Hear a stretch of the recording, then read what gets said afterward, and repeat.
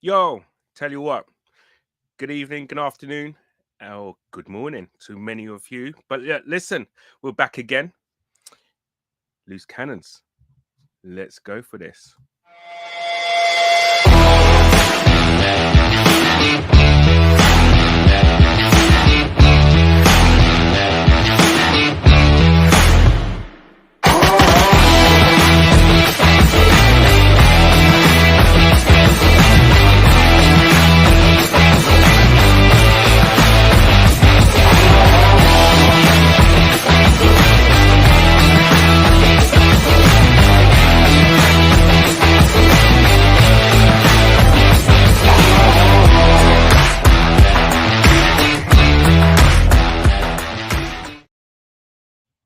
Yes, people, what's happening? Listen, it's great to be back. Soon enough, man. These Wednesday nights are going to be something different. The match reactions in it for Europe Champions League. But listen, today it's all about loose cannons. We're going to pretty much catch up on what's been going on during the past week and also this week, and also obviously the breaking news that are such and hotting up news about certain transfers. But first and foremost, let me introduce my guy, GTalks.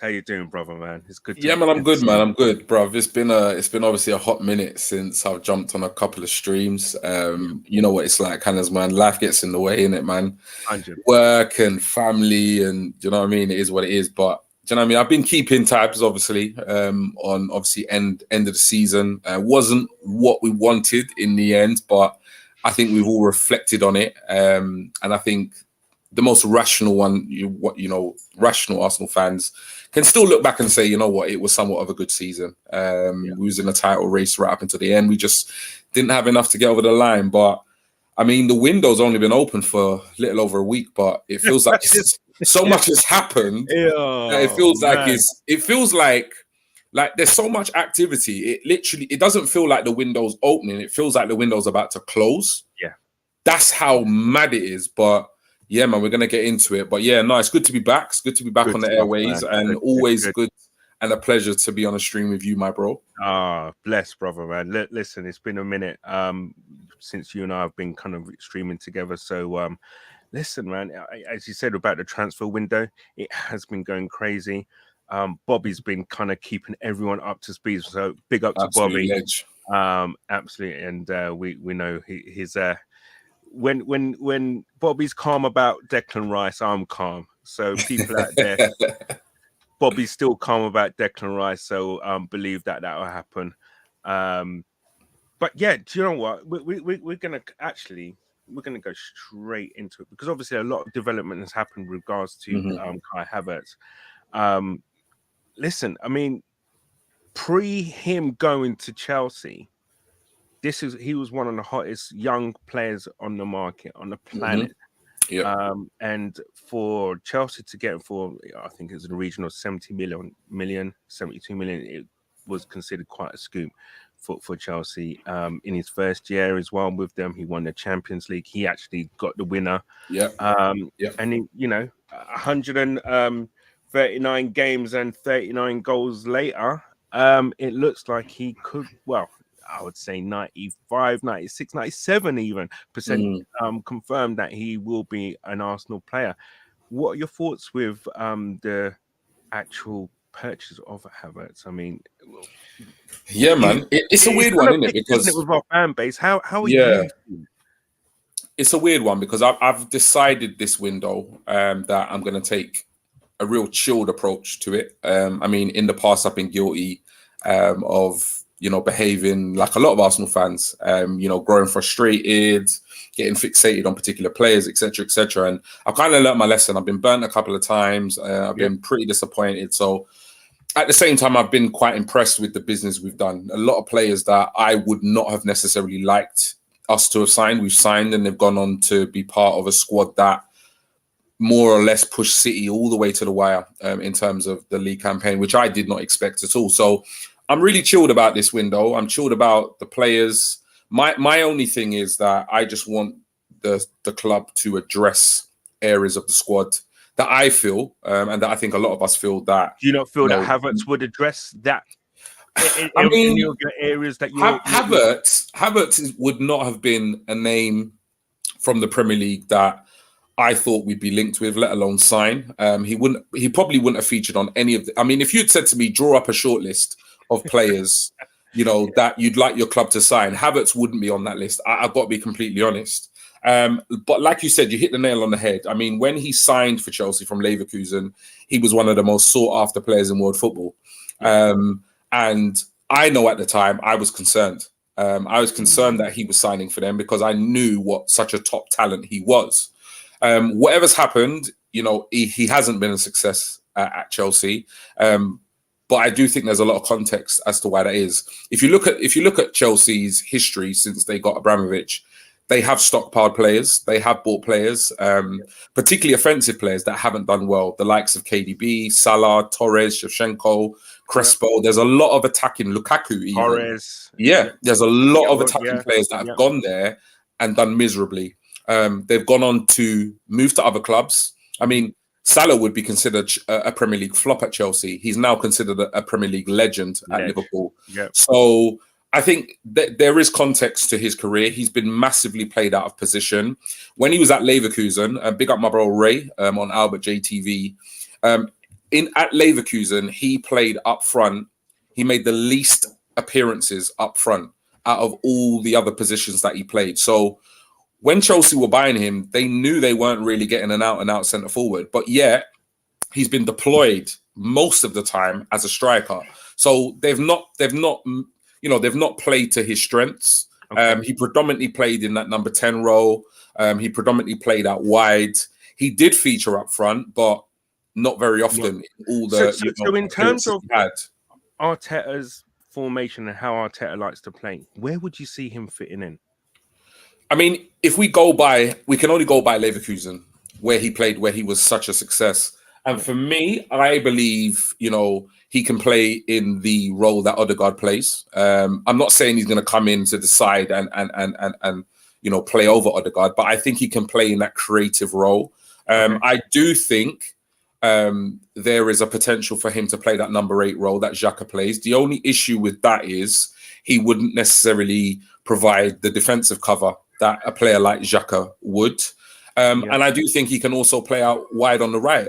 He played out wide on the right many a times for Leverkusen, which could give us some real depth and competition for Saka in that position. I mean, we've been crying out to have players that can come in and do a job when Saka needs resting. So, I mean, for me, that's where I see him.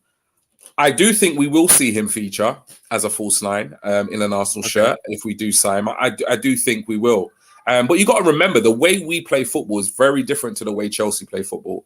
Very, very different. And it's all about systems.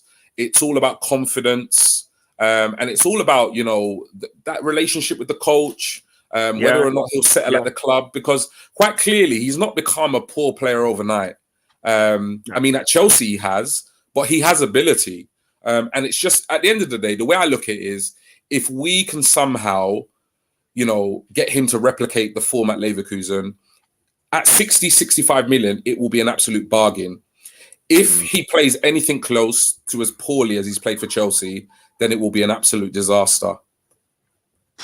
Okay, so do you know what? I think I personally have got so many mixed emotions about this signing, to be honest. I mean, as you say, a couple of years back, had we gotten there, we would have been kind of dancing in the streets about how we've got such a talent.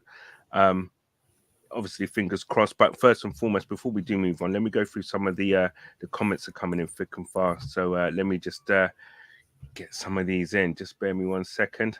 I think Tamina Ahmed is already is joining Arsenal. Thank you, Tamina. Big Orny's tweeted he's on his way. Yeah, exactly that. Across the pond, how you doing? Dutch Quintin Timber during twin. Okay. Played 2-0 with Belgium. Lots of talent on that pitch. Wow. Okay. Brenny K74, evening to you, bro. Hope you're good. Bargav, let's go. Havertz going to be good. I mean, listen, I really do hope, because obviously it's like, is it 39 goals? Sorry, 32 goals in 139 games. I mean, yeah. That's not pulling up trees for me, man. That's kind of. Ooh. But this is the thing. It's like if we're if the logic is to buy him and use him as a centre forward, then do you think that's one of Arteta's winger signings? I really don't know, and you know what? That's what's kind of intriguing about this transfer. Yeah, is I think I wouldn't necessarily say I'm excited. No, that's the thing. But what I will say is I'm intrigued. I'm intrigued because I can't wait to see where we're going to play him and how we're going to utilize him, because he definitely is a player of ability, and he has versatility. He can play in a number of positions. And if you look at all the players, bar Ramsdale maybe, Arteta likes a versatile player. Yeah. Almost every single player he's bought or every single player he's used, he's liked to use them in a variety of positions. So he definitely fits that mold. But yeah, I'm not going to lie and say I'm over the moon. But I'm old enough. I'm wise enough. I've got enough experience to think, to give him a chance. I'm not going to write him off before he's kicked a ball in the colours, of Arsenal. But yeah, I'm not excited. I'm intrigued. I'm curious to just see how this is going to play out. I'm in the same camp as you do. I think this is all probably kind of come back from recent history with us buying Chelsea players. Yeah. And I think that's a little bit to do with it. There's that trauma in it, that past trauma. Yeah, it's a bit trauma. However, maybe we're turning that corner because Jorginho wasn't too bad a buy, right? Yeah. And he was decent. There was obviously that uproar about us actually purchasing Jorginho, but then he kind of won us around, with the goal against Villa, and then his performances when Partey's form plummeted off a cliff, basically. But yeah, let's crack on with some of these comments. Silver one, how you doing, bro? Yeah, I hope you're good. Bargav, Kai has to be the best talent to come in years. Wow. Bargav likes Havertz, man. Best talent to come in years. I mean, that's a huge statement, man. But this is the thing, though, isn't it? Football's all about opinions. Listen, I'm not saying Bargav's wrong. Yeah. I'm just saying that's a big statement. That's all. He is a massive talent. And this is the thing. It's like, had we bought him from Leverkusen, we'd all be rejoicing at this signing. The issue is that we're not. We are buying him off the back of... We can't say those 3 years haven't been successful because he's won some major honours. Yeah. But he just hasn't lived up to the expectations that a lot of people thought, including obviously Chelsea fans. But like I said, he is a big name in a long list, of players that haven't lived up to expectations. I remember when Chelsea finished second in the league and they bought Lukaku, and he was supposed to be the final piece of the puzzle that was going to take them to winning the Premier League, and it just didn't work out. And there's a long list of offensive players like that with Chelsea. So time will tell, man. Absolutely. I think, I'm just kind of intrigued and looking for where he will play and how he would integrate and fit in. But it's exciting times. I mean, when you talk about a player that is the second largest transfer fee in our club's history, we should be more excited than what we are, right? It's a bit kind of, I don't know, are we now becoming, as Arsenal fans, snobs? Because we know that transfer fee is about to and probably will be smashed by the Declan Rice purchase. So listen, that we'll get to that and where we are with that soon enough. But yeah, I think with the transfer fee, I think it's a case of, like I said, I think we'll reflect on this fee, and it will either be an absolute bargain or it will be an absolute disaster. But I just think his fee is more reflective of his ability, his age, and just his potential and ceiling. But there's no doubt that his stock has actually gone down because Chelsea pointed for 72 million and we're getting him for 60, 65. So his stock has gone down. Whether or not we can get him to kind of start balling again, I hope so. I mean, I'm not going to lie. And I know this isn't the best thing to do, but not to say that I didn't know about Havertz, but I've been looking a bit more on YouTube and seeing some of the stuff that taking a closer look, and do you know what? He's an Arteta footballer in terms of someone who's comfortable in the ball, who can see a pass, who can manipulate certain situations. So and also be press resistant in the sense that able to get himself out of tight situations. So it's going to be intriguing where he does start to play him, and where he and what he does for us. I can actually see him, as you say, doing the Odegaard kind of role. He's kind of like a listen, people, don't shoot me, okay? I'm not saying he's Bergkamp quality, but I can see him trying, doing that kind of Bergkamp kind of role where he does play behind the front man. Let's crack on with some of these comments. Across the pond. Evening. How you doing, man? I hope you're good. Oh, so afternoon there. Okay. ESR is playing tomorrow. Is it for the England under 21? So let's hope he doesn't break down and he actually starts pulling up some trees, because I'm not sure about you. Did you read a piece on him about his injury and how bad it actually was? It is quite shocking, actually. So yeah, let's. I know they say that classic line is it will be like a new signing, but I mean, he will. Getting ESR fit would literally be like that. I mean, I think there were times, last season where we missed an ESR. The campaign before that where we finished 5th, just outside the top 4. He had a phenomenal campaign. I think he was our best offensive player. So do you know what I mean? It definitely will be, man. I love ESR. I think there's been a lot of talk about potentially selling him. I don't think he's going anywhere, but I just want the kid to just stay fit. In my eyes, people talking about where he plays, I see him in terms of where I prefer him out on the left. I see him as perfect competition for Martinelli. Some people disagree. They see him more in that kind of number 8 role. That's not where I see him. But I think first and foremost, before we even talk about the first 11, we just need to get him fit. Hopefully gets a good preseason under his belt, and then we move. That's the main thing. Exactly. I think you hit it there. Preseason is going to be so important for him. So fingers crossed for him. Across the pond, Mount bid rejected twice, 2 now. So why not Man United? Madness, but it's madness for 100 mil. Yeah, deal for Rice. Seems like we will get it done. I think. Listen, the Rice deal. Obviously, we're going to that. It seems like it's gone quiet because every day we're hearing about bids and blah blah blah. But it's slowly and nicely bubbling. I'm not worried about the Rice deal. Silver one. Oh, question. I guess I'm going to put this to you, Mr. G. Guys, do you think the price suggests that Havertz will be a main starter? 100%. I mean, just put it this way: he's going to feature heavily. I don't think any player coming into this team is going to walk into the first 11. Personally, even Rice. If we keep the squad we've got and we buy Rice for 100 million, obviously the goal is to start him. You don't fork out 100 million pounds to put a player on the bench, but at the same time, that player has to earn their right to be in the 11.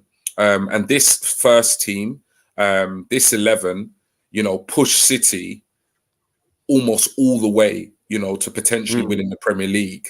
No other team came close in the Premier League campaign. So I don't think any signing, can be seen as, they're just going to walk into the 11. Unless you go and sign Mbappe or somebody like that. I mean, other than that, they're going to have to earn their place. I don't think you sign someone for 65 million to play 10, 15 games a season. I don't think you do. So I think Arteta sees him as an integral part of his first team personally. No, I think I agree with you, and I think there's one thing though. I think what I think Arteta wants to bring to the squad and to the team as a whole is that air of competition. If you look at how, for example, Pep handled Grealish, £100 million player. He really was in and out, wasn't he, at the start? And then it wasn't until he was fully integrated, and then he really earned his place in the team towards the end of the season. Grealish was unplayable sometimes. He was absolutely brilliant. So, and the thing is, Arteta obviously has learned a lot from Pep, and I'm pretty sure he's probably going to do the same and try and do the same with some of the players that he has in his squad. I guess he's replying here to Silver One. I think it means we will adjust, adapt, and play different formations without Xhaka and maybe no TP. That seamlessly moves us into these two. Now, I've got a question to ask you, Hedgie, because I'm a little bit worried. I'm not gonna lie. We lose. Can we afford to lose both of those players at the same time?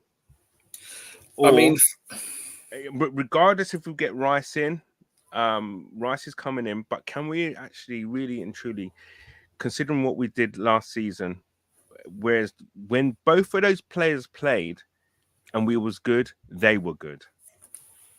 And take into account that they actually both played a lot of the season as well. I mean, for me, I don't think we should be looking to move on both Xhaka and Partey in one window. Because if you think about it, if we move on Xhaka and Partey and we sign, say, Declan Rice and, say, Lavia, for example, we're basically in the same position we were in last season. And arguably, we might even be in a worse position. Yeah. Because, I mean, if you've got Odegaard, you've got Kai Havertz, and you play Declan Rice in the number 6, like, there is an argument to suggest that Kai Havertz and Declan Rice in the 8 and 6 is not better than Xhaka and Partey. Some people will argue it is. Some people argue it isn't. So for me, I mean, letting Xhaka leave is one thing. Letting Partey leave as well. I mean, I thought going into this window we would need 2 midfielders, and those 2 midfielders would be if Xhaka and Partey didn't leave. So if we are going to find ourselves in a position where Xhaka's already agreed to leave to Leverkusen and Partey's going to go to Saudi Arabia, which is what's being reported, then there's an argument we would need at least 3, midfield incomings. But then it all depends again where Kai Havertz is going to play. It all depends if we do get Declan Rice, and then it all depends if, apparently personal terms have been agreed with Lavia, whether he comes in. So, I mean, for me, it's a huge risk because they have been 2 ingredients of a 3 midfield that have led us to the 2nd in the league. Yes, there's been a drop off in form and consistency, but regardless, they've been part of a pretty solid midfield that got us 2nd in the league, and also they've got a lot of experience. We're talking about Xhaka, who's, a seasoned pro playing in the Premier League, who's kind of found his role in the side, his leadership qualities on and off the pitch. And similarly with Partey. Partey on his day is an absolute world-class midfielder. That's my thing. Now, an informed Thomas Partey has got to be up there as one of the best players in his position in Europe. And all right, fair enough if he does go to Saudi, that's one thing, but we're losing when he plays well. I can just think of some of the games that we played, at the start of the season. I mean, the ones that really stick out is obviously the Tottenham game, and especially the Brighton away. We was just Brentford away. We was just purring in those games, but and I'm just kind of worried really that. I'm calm about Xhaka going because I feel that he will be kind of replaced by Declan Rice, but I'm really worried about if Thomas Partey goes as well, because I tell you what, when he's on top of his game, he's the one player that Ramsdale looks to in order to kind of alleviate pressure. Ramsdale knows that he can play the ball to Partey in order to kind of play from the back, because he knows that. Give me the ball. I don't care if someone's on me, whatever. Don't worry. Give me the ball, and he'll help and move, the opposition players about. Yeah, I'm not sure the players like that we're looking at, the Lavias. I'm not even sure about Declan Rice on the ball like that as well. Whether or not he's as good as Thomas Partey to do that, but it's going to be something which I'm very, very wary about. I mean, I'm calm with, as I said, I'm calm with Xhaka going, but Partey going as well. However, on the flip side of that same coin, there is an issue. The guy's coming up to 30. Yeah, He's got 2 years left on his contract. I don't think Arsenal will renew his contract. They'll probably look to kind of not even if they probably won't cash on him next year. So right now he's a stocks as high as possible and get as much money as possible from Saudi. Why the not thing do is, the thing is with Partey is that on his day he's world class. But I think if we're all going to be honest with ourselves, I don't think he has been the game changer signing that we would have liked. And I don't think that's down to his ability. I think that's down to his fitness. He hasn't been able to stay fit for an entire Premier League campaign. This is probably his first season, right? Yeah. And that's an issue. I looked at some stats around his appearances against the top six. And due to injury, he's only played 50% of all the fixtures against the top six sides in the Premier League. Now, that's when you need a Thomas Partey. Like, you buy a Thomas Partey to play those games against Spurs, City. Don't get me wrong, you buy him for all the other games, but you want your first team players to be fit for those games. And unfortunately, whatever the circumstances are, and it's something he can't help. I mean, he can't help that he's injured. Yeah. But I mean, when we bought him, he had a near perfect injury record. For whatever reason, it just hasn't worked out at Arsenal. But I mean, that's why I'd like to keep him, because I think even at 29 and 30, if we have players like Lavia and Rice that can come in, and if you're utilizing that squad effectively between those players, then it means he doesn't have to play week in, week out, which means there's more of a chance he could actually stay fit. Yep. So I think losing them both, I mean, does leave me somewhat uneasy, if I'm honest. Yeah, it's something obviously which will unfold in the next few days and weeks. Obviously, there's a lot of talk, and there is a lot of there has been contact from the Saudi team, a couple of Saudi teams for Thomas Partey. So it'll be very interesting to see how that one develops. I think obviously from Arsenal's perspective, it makes sense if the price is right and they offer silly money, anything upwards of 40 million. You got to take that, really. You got to. Yeah, next year we won't offer him a new contract, and it wouldn't be great for us to let him go on a free either. Yeah, and I think the other thing to be said about that is we will not get that type of money from a European club. No. So if the Saudis are going to come in and they're going to match or money, or close to, or even surpass what we paid, I mean, at the end of the day, we don't like to say it, because we're fans, we're biased, we're passionate, but Arsenal Football Club is a business, and every player has their price, I believe. And if you're gonna recoup, most of that, if not more than what you paid for him, a couple of years on, edging closer to 30, Arsenal, there's a reason why we're entertaining these bids. Of course, and that's because if they give us an offer we can't refuse, he's gone. Yeah, no, I mean, pretty much the thing that's coming up from Arsenal and what's been said is the fact that we'll probably be spending close to 300 mil. That's obviously including sales, and in order to make those kind of that kind of money, your players like your Nketiahs, Balogun, Partey, Kieran Tierney are going to be subject to transfer talk, really. So it'll be interesting to see how that one develops. I'm just going to rattle through some of these comments because I'm way behind on these, so bear with me. Matthew Lee, Benjamin, how you doing? So next season, midfield options: Rice, Jorginho, Lavia, Odegaard, ESR, Vieira, and El Neni. Is that good enough? Is that good enough for you? I mean, I'm reading it. I'm just thinking, I'm not sure. I don't think it is. No. That's what I'm saying. I potentially look at that midfield and I believe there's an argument to say it's weaker. Yeah. And that's agree. why I think for me, You know what it is for me going into this window. What I wanted us to keep the midfield we have of Odegaard, Xhaka, and Partey. I wanted us to trim the squad and get rid of the likes of El Nene, Lokonga, etc. Yeah. And I wanted us to get like a Rice, Lavia, Casado, like two of those names, and just like the midfield up. We were supposed to trim the squad of the surplus players and bring in 2 players that could compete. Yeah, like actively compete with Xhaka, Odegaard, and Partey. But the way it's going, it's looking like we're technically replacing the players that are leaving. Now, for me, that doesn't put us in any stronger position. Yeah. You know, for next season. Yes, Rice could come in and he could be way better than Xhaka in that position. Yes, Lavia could come in, he could be an absolute whirlwind. But what happens when they get injured? Yeah. We're then back to Sambi or El Nene or, you know, another option. So Vieira.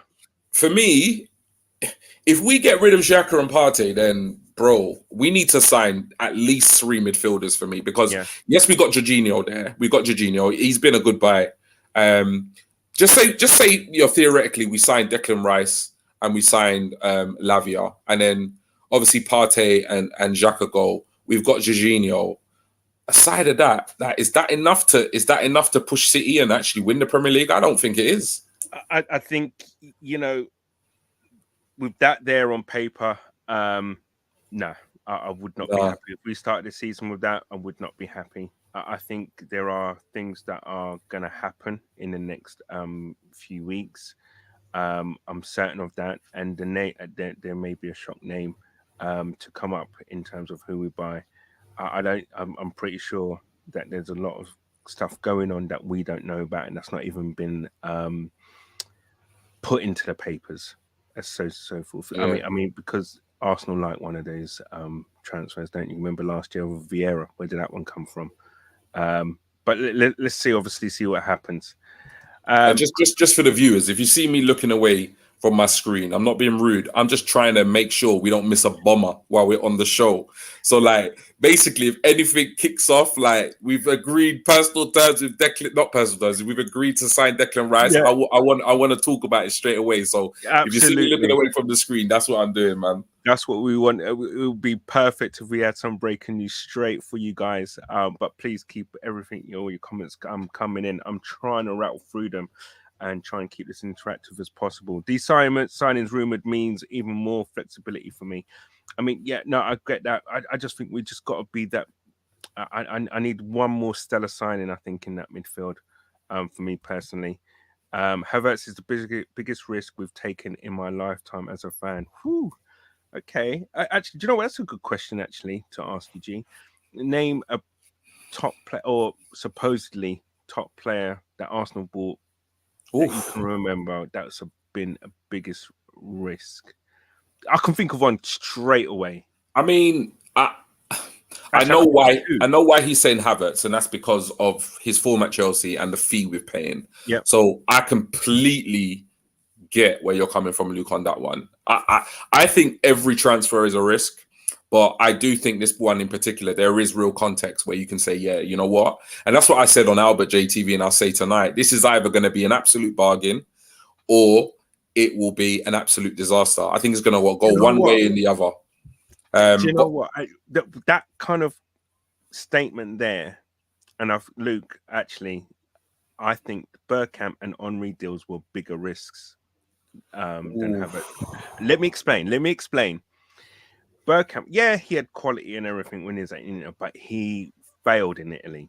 Yeah. Now, if you take into account, number one, he's failed, and number two, the fee that he was our record signing. Yeah. That was a big risk. Yeah. Obviously, I remember I was happy. And then you fast forward, and then Henry, same thing. Yeah, he burst on the scene a bit like Havertz or whatever. You know, it was waxing lyrical about him. After the World Cup, he then goes to Juve, flops. We then pay over 10 million, and now 10 million to Arsenal was again another club record. Yeah. That again. I mean, listen, Henry started off poor, and so Bergkamp. No, he did.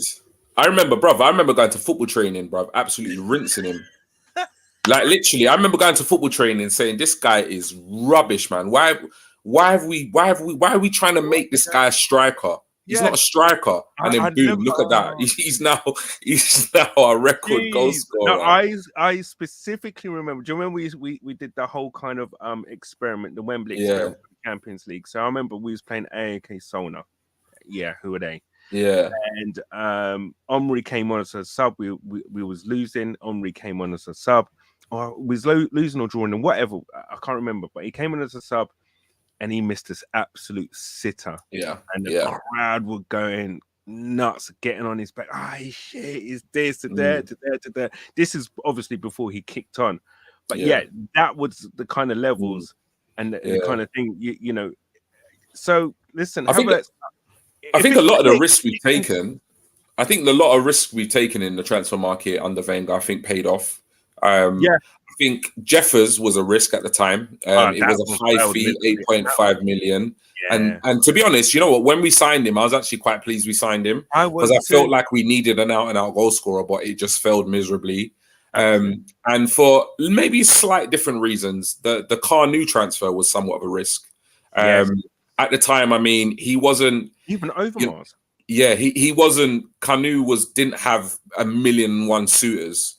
And he also did have some health implications as well, you know, with his tip up. Hole in the heart thing, I think he had. Yeah, so I remember like when I was reading the article, I was quite excited because I'd seen him play for like Nigeria and stuff like that. At the same time, I was a little bit concerned. I thought, well, this is either, I know we didn't pay big money for him, but I thought, you know, this is either going to go, you know, one way or the other. And I mean, that turned out, Carnu is probably, you know, other than Ian Wright, Carnu is up there, one of my favorite players of all time, absolute legend. So, man, and there's always an element of risk, isn't there, with transfers? Oh, no, 100%, 100%. I mean, when you say Carnu, the thing that always springs into my mind is the goal against Deportivo La Coruña. I don't, if anyone, if you've not seen it, I'm sure you have, but just YouTube, Carnu, Arsenal versus Deportivo La Coruña. Yeah, just go and watch it, you man. See that goal? That's Carnu. Just watch a highlights of his goals. The guy has scored some of the most extraordinary goals in world football, man. I mean, yeah. Anytime I go on YouTube and I want to see a compilation of certain players, Carnu's up there for one of those players I want to see what he could do. I mean, you know, they say like sometimes players when they get the ball at their feet, the game just slows down. The man he's just a phenomenal talent, man. Absolutely. Phenomenal talent. Anyway, we don't question it. We're going down memory. That would be a next show. But guys, again, sorry, rattle through these. Could go 3-4-3. We basically were before 2. Yeah, I mean, listen, you can see that Arteta towards the end of the season experimenting. The last 2 games, especially Nottingham Forest, you can kind of see that what he was trying to do, but it didn't click. And then most definitely clicked into gear against Wolves. So you can see obviously Arteta wants a team of players as well that are fluid and that, as G said earlier, that can play 2 or 3 different positions. Havertz and Odegaard off mids and OZ and Rice centre mids could work. Yeah. I just think one thing I've noticed about Man City is that the spine of the team's huge. Yeah. Haaland, Rodri, obviously Diaz, and obviously the keeper. That's a huge spine of a team. And I think that's something that we need to get back to, because if you remember our Invincibles team. This is where I feel like if we get Declan Rice over the line, he will add that physicality in that middle. We've got 2 very big centre-backs, first-team centre-backs. Ramsdale's got his presence. My thing is that, and this is what I said, like people were saying to me, what if we get, you know, Havertz, Declan, Timber, Lavia over the line? You know, what would you class that? And I said, you know what, it's a strong 9 in terms of a transfer window. But for me, what will get us to that 10 is I want this target man. I want a striker that offers us a little bit different up front. And don't get me wrong, I'm in the camp of I would happily listen to offers for Eddie this summer, and I would keep Balogun. That would be my choice. But I still think Jesus and Balogun up top I know Trossard can play there. We know Havertz, if we sign him, can play there. But I just want an out-and-out centre forward. But I don't think it's going to happen this window. But we'll see. But we'll see. What you're talking about in terms of that spine, that's the thing, man. They have that spine. And if you look at all great sides, you know, the Liverpool side, you know, the Arsenal Invincibles, the Man United team, you can literally just see the physicality and the presence of that spine. Every Premier League winning side has a spine in it. And you look at Liverpool, it was like Van Dijk, Fabinho. You know, you need that physicality, man, because for all the technical ability in the world, the Premier League is a physical league. And you need that, you know. You need that blend of obviously athleticism and physicality, and obviously as I keep alluding to, the Invincibles, I think, was your archetype kind of team in terms of the spine, where you had players over 6'2", like Armoury 6'2", Gilberto and Vieira 6'3", 6'4". Physicality on tap, mate. You had Campbell, he was 6'3". Then you had Lehman 6'4". I mean, listen, that's a heck of a spine. Steady and ready. No, I promise he's going to play behind Odegaard in front of Rice. Okay. Across the pond, he is 24. He is 24, flexible, always good on Germany. He's not a striker like Chelsea were doing. I'm sure highly motivated to restart his career. Do you know what the thing is? And Arsenal's the place to be right now. Yeah, it's back in vogue. It really is. This transfer would not have happened 2 seasons ago. Yeah, guarantee, after being a dysfunctional Chelsea. Yeah, I remember wanting him a lot. Okay. So across the pond wants him. Bargov would take number 653. Any idea what that's about? I think Luke is saying to Bargav, that's a wild take. Whatever Bargav has said. Okay. Yeah. Okay. We'll come back to that. Steady and ready. If you've watched Havertz from Leverkusen, you'll know he's played mostly as a 10, but also as an 8. But got the physical presence of an 8. And with the players around him, he can create chances like before. Listen, the more I kind of like we talk about Havertz, and the more kind of people actually kind of do talk about him, the more actually I'm kind of thinking it actually is starting to make more sense than when when it first, because as you said, it was just so out of left field. So I just thought it was noise. I just thought it was a smokescreen for like another deal. I actually didn't believe it was going to materialize. But yeah, it's mad. It's mad. But that's what the transfer window is about, isn't it? Mad. Absolutely. As across the pond, he's already got his starting 11 basically. Gabriel, Saliba, Timber or White, Zinchenko or Lavia, Rice, Havertz, Odegaard, Xhaka, Martin. Do you know, when you read that off, actually, that's not bad, is it? No, that's what I'm saying. It's I mean, you know, it's oozing with quality. Absolutely oozing with quality. I think whatever happens, we're gonna be in good shape for the current season.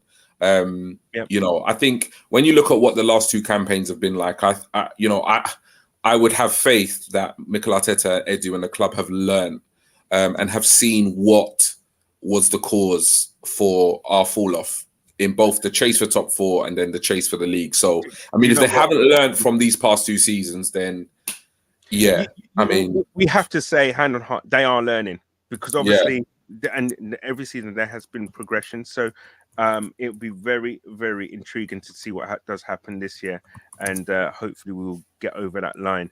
Not just push Man City, but I want us actually to hit the ground running and actually start blowing teams away and just have that clear run. And do you know what? Forget all this kind of, when we get to April and think, oh, can we do it? Whatever. Already have it done. Do you know what I mean? That's what I want. Yes, and let's crack on. Do you know what? We're going to talk actually about Lavia. And I, for one, and I'm not going to lie, I'm not 100% sure about this because of the fact of the players that could be outgoing to make way for him. My concern is he ready? Is he someone that we should bring in? Is it just all hype? Listen, give me your take on him, because I know this. I mean, WhatsApp groups and everything. People like the Silver one waxing lyrical about him. However, I'll do temper that with how the Silver one was waxing lyrical about Armand Brozier as well, and he's not really done much since, has he? For a couple of seasons. I mean, I think it comes down to, I'm trying to find the comment, I can't find it. I think it was Gary, Don't Waste a Tweet, that mentioned it. And it was about Lavia being a player that, oh, there it is. I'll bring it up now because I think it's a very, very good point. Lavia is the type of player who would benefit from having Partey in the squad. Nice transition from squad to first teamer. And I think he hits the nail on the head there. So big up yourself, Gary. Big up, bro. Hope all is well with you. That is the type of sign I see Lavia. I see Lavia as a player of huge potential, massive ceiling.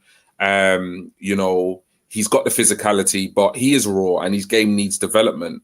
And it would be great to sign somebody like Lavia, not to replace Partey's, but to come in and be Partey's understudy, learn his game, develop his game under a senior, experienced pro like Partey. I don't want Lavia coming to the club and then having to be thrown into the first team. Like, I'm not comparing the two players because I know they're different, but we saw something like that with Lokonga. We bought Lokonga. He was a promising young player. And then because of our lack of squad depth, moment, wasn't it, for we threw him into the first team and he absolutely drowned. Now, I'm not saying that will happen because Lavia is already playing in the Premier League and they are two different players. But I don't think as a team that's pushing for the Premier League and wanting to win the Champions League, I don't think you buy Lavia to be your first team number 6. I don't think he's there yet. But I do think he is a player that can come in and improve our squad depth. And as Gary said, he could be a player that we transition from an understudy to a first teamer in a year or 2 years' time. So he is the type of player that, if we keep Partey and we bring him in, fantastic. If we let Partey go and he is the replacement, that concerns me. The only way I would see that as a positive is, like I said at the beginning of the show, if we let Xhaka and Partey go and we bring in 3 midfielders, which include Declan, Lavia, and maybe like a Caicedo, I can work with that because I can see Declan doing his thing at number 8, Caicedo doing his thing at number 6, and then Lavia learning his trade under Caicedo. But to bring Lavia into the squad to replace a fully fledged international, potentially arguably world-class player on his day, Partey, I think that's a huge amount of pressure, I would even question Caicedo taking over for taking over from Partey's role. To be honest, I mean, but I'd feel more comfortable with the two. I'd feel more comfortable with Caicedo and Lavia as a combination, replacing Partey, than one of them.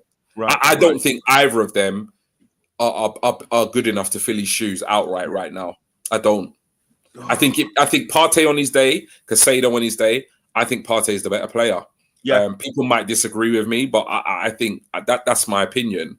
So if you're going to let Partey go, I don't think you replace Partey with one midfielder unless it's, a Casemiro type quality. If it's not, then you got to replace him with multiple players for me, because I don't think either of them are as good as him right now. No. Listen, I totally agree with you on that. I just think it'll be a huge gamble. That's why I just think that there is another shock transfer to come in. But Silver, I agree with that. I love it. I've seen about with Partey, whatever. Listen, and that's one of the things that you would think that would actually have to happen. It makes sense. But listen, man, with Arsenal, you never know, bro. That's the thing, and as you said before, you alluded to at the top of the show, is that Arsenal's a company now, and obviously we're going to the point where the plan is next season is that we are self-sufficient. So this is what we're doing now. We're blowing and going crazy in terms of transfers, getting them in, and then from next season onwards, we're going to be pretty much self-sufficient. It's just going to be amazing, really. I mean, buckle up, man. In a good way, it's gonna be a heck of a journey, from now until when the season starts. You know, it's actually exciting. Actually, Yeah. it is a bit of silly season in terms of some of the players that have been kind of attributed to us or linked with us, but I think that there's a good few transfers to come where we're going to be very happy. I suspect at least we're going to get 5 new players in, and one of them will probably happen tomorrow. I'm just looking at some of the comments there. Partey wants to leave. Definitely. Hi Oliver. Hi Matthew. Kai Havertz having a medical tomorrow. I mean, hi Danny, how you doing, mate? I think so. This is all going to be happening, and things are going to start ramping up, and then within the next week or 10 to 10 days, when we can start making transfers from abroad from the 1st of July, then you're going to start seeing another plethora of names getting mentioned with us, and possibly then some actual more transfers coming in from obviously the international clearance, because obviously the FIFA transfer window opens on the 1st of July. So don't worry about Declan Rice. Don't worry about Havertz. That's all kind of like all being done. Declan Rice one, I know everybody's kind of like thinking, oh, when's it going to happen? But I actually think it's going to be done. The start of next week. I think it will be kind of pretty much sorted, to be honest. Listen, we're coming really to the end of the show now, and I just feel so bad, man. Look at all these bloody. There's so many comments, bro. No. So many. It's mad. Inundated. Jeez, guys, I'm so sorry. We me and G go on, man. We go on. Sorry, I have to listen. Everyone in the in the comments, man, absolutely amazing. Thank you. Do you know what is we are reading it, and actually we are kind of following the discussion and actually trying to mold the actual conversation that me and G are having in terms of that. I'll even go in here. Obviously, I just talk about Ambrosia. Still will be a striker, yeah. But the thing, I don't think he will be that striker at Chelsea, because they're going to buy a striker. Yeah, they ain't got time to wait for him to become a striker at Chelsea. Do you know what I mean? They also got no patience, man. They ain't got no patience, and I just don't see Pochettino hanging his his job on a 21, 22-year-old. Silver one, I agree. Obviously that one said, maybe get a little bit less for Partey in January. Well said. But listen, I think the whole thing with Thomas Partey is that we try and hopefully we can get smarter in the selling, because recently we've sold because we've been forced to sell, i.e. to balance books. Now I think we're at the point now where fair enough, we do want to sell a certain player, but we're going to sell for the right price, and I think we need to become smarter at that. Matthew Lee Benjamin, maybe Jorginho is going to have to step up even more in the season. Who knows?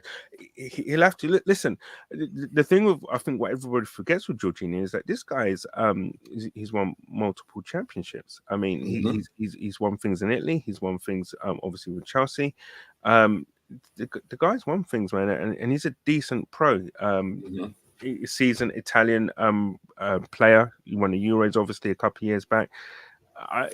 Listen, I think his experience and know-how, and if you watch him, and when I'm at the games and I watch him, and when the camera's not on him, but you watch him, he's always talking and letting players know what they need to do and where they need to be.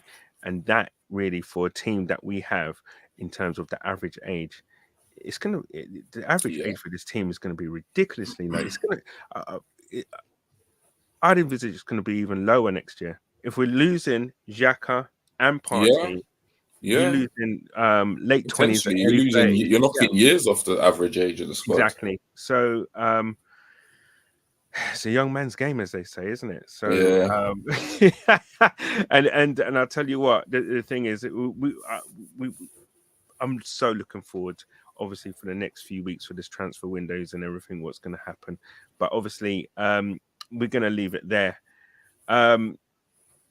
Just this one thing. which we spoke about before about us buying Chelsea players. Don't waste the tweet. Jorginho could be another Luis older player being asked to play 30 plus games a season. Not sure I want that. I don't think we'll rely on that heavy. No. I think Arteta will purchase more than enough. I don't see Jorginho being our first choice, if I'm going to be brutally honest. Any thoughts on that, G? Yeah, no, I don't see Jorginho. I mean, Jorginho, we bought Jorginho in January. He did a lot better than the vast majority of us thought. At the same time, it was only when there was a drop off in Partey's form that he became kind of a main feature. I don't think that was the plan. I don't think that's going to be the plan moving forward. I think he's been brought in for obviously his quality, but his experience, his leadership, his know-how. He's been there, done it, bought the t-shirt, and I think you'll see more of that next season. But he could be integral to our squad next season, because if we are going to lose the likes of Xhaka and Partey, then I mean he's going to be one of the the pillars of leadership and experience in a very young squad. So I think there was talk about him leaving at the back end of the season, which I think is crazy, where we signed him in January. But I didn't really envision him leaving this summer. But I mean, Jorginho's not going to be, I don't think the plan is going to be for Jorginho to start in the first 11. But he is a phenomenal player to have, in your squad and on your bench. And I think he proved that at the back end of last season, because I don't think many of us were happy when we bought him. But he came on, he appeared, and I think he actually, shut a lot of us up in terms of his performances. Because there were times when we were worried about Partey's absence, and in a lot of those games, he was actually one of the best players on the pitch. So yeah, man, credit to him. He's done a good job since he's come in. So I'd want us to keep hold of him, and I want him to be a part of into our good book, so to speak. Yeah, I want him to be part of the squad for next season. Absolutely, 100%. Listen, obviously it's still popping off in the comment zone, but fortunately, guys, we're going to have to leave it there. G, listen, before we do leave, can you please tell everybody where we can find you? Yeah, man, no problem, man. First of all, obviously, massive thank you to Canners for hosting tonight's show. Big up Canners, big up all the Armoury family. There's too many to name, so I won't go into naming them. But thank you so much for the chat. Those of you commenting, if for whatever reason, I mean, it's been amazing. We've been inundated. So thank you so much for your interaction. If for whatever reason you haven't liked the stream, please do. If you haven't subscribed, please do. And if you have subscribed, then please let another Gooner know about the channel. Spread the word for us. Nothing is more powerful than word of mouth. So please talk about what we do here. Teach one. Trust me, definitely, man. So, but yeah, in terms of me, I mean, you can find me very simply on the Armoury TV. Hopefully, as things have settled down in my personal life, you'll be seeing more of me, hopefully. If you want to interact with me, the best place is Twitter. My handle's on the screen, so it's at GTalks Arsenal. Just give me a follow, drop me a DM, and I'll be more than happy to interact with any Gooners on there, regardless of your opinion. I mean, I love a debate. I love a discussion. It's opinions. Yeah, and I'm open to all opinions. You know what I mean? As long as we keep it respectful, then it's all good. That's the key, respectful. And we all respect each other. G, thank you so much, bro, man. It's always a pleasure. It's been a great evening, man. Listen, we're gonna love you and leave you all. Listen, obviously with Bobby, he'll be coming back again with more news. I'm pretty sure it's gonna be pretty much breaking tomorrow, and also over the weekend. Things will accelerate. Trust me. But on that note, everyone. Yeah, man. Take it easy, people.